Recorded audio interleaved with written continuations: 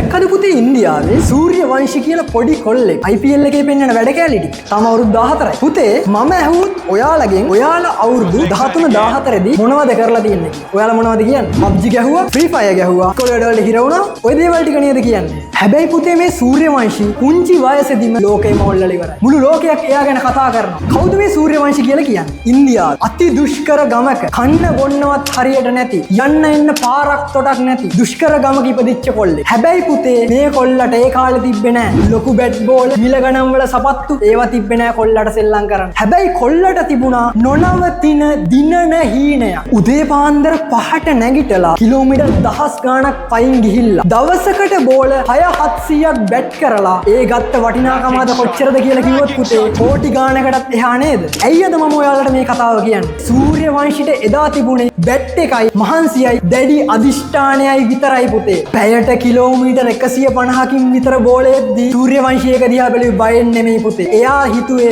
මේක තමයි මට තියෙන හොඳම අවස්ථාව කියලා. හැබැයි පුතේ ඔයාලා මොකද්ද කියන්න පුරුදු වෙලා ඉන්නේ? මොනවා හරි දෙයක් ඇහුවොතින් මොනවා හරි දෙයක් කරාද කියලා බැලුවොතින් සර් මට ඒක නෑ. සර් මට ඒක බෑ. සර් මට ඒක අමාරුයි. කරන්න තේරෙන්නේ නෑ. ඔයාලා එකපාරක්වත් උත්සාහ කරලා බලලා තියනවද ඒක කරන්න? පුතේ ඔයාලට නැත්තේ පහසුකම් නෙමෙයි. අර අවුරුදු 13ක පොඩි කොල්ලට තිබ්බ මොරාල් එක, ගට් එක, දැඩි කැපවීම, අදිෂ්ඨානය ඔය දේවල් ටික නේද පුතේ ඔයාලා ගාව නැත්තේ. ලෝකේ ඉන්න හොඳම බෝලර්ස්ලා තඹ සතේකට මායින් කරන්නේ නැතුව අවුරුදු 14 පොඩි කොල්ලා 6-4 ගහනවනම් ඇයි පුතේ ඔයාලට බෑ? ඔයාලගේම සම වයස කෙනෙක්නේ. මතක තියාගන්න පුතේ. ඔයාලා මොන පැත්තෙන් ඉස්සරහට ගියත් ප්‍රශ්නයක් නෑ. හැබැයි ඔයාලා ඒ කරන දේ හරියට කරන්න. ඒකට උපරිම කමිට්මන්ට් එක දෙන්න. අපිට කිසිම කෙනෙක් කිසිම දෙයක් නිකන් අතට ගෙනත් දෙන්නේ නෑ. අපි මේ හැම දෙයක්ම අපි මහන්සි වෙලා අපි ගොඩනගා ගන්න ඕනේ පුතේ. ලෝකෙ දිනන්නේ දක්ෂයා නෙමෙයි. තමන්ගේ දක්ෂතාවයට මහන්සි වෙලා කැපකිරීම කරලා ඒකට වටිනාකමක් එකතු කරගත්ත මිනිස්සයා විතරයි පුතේ.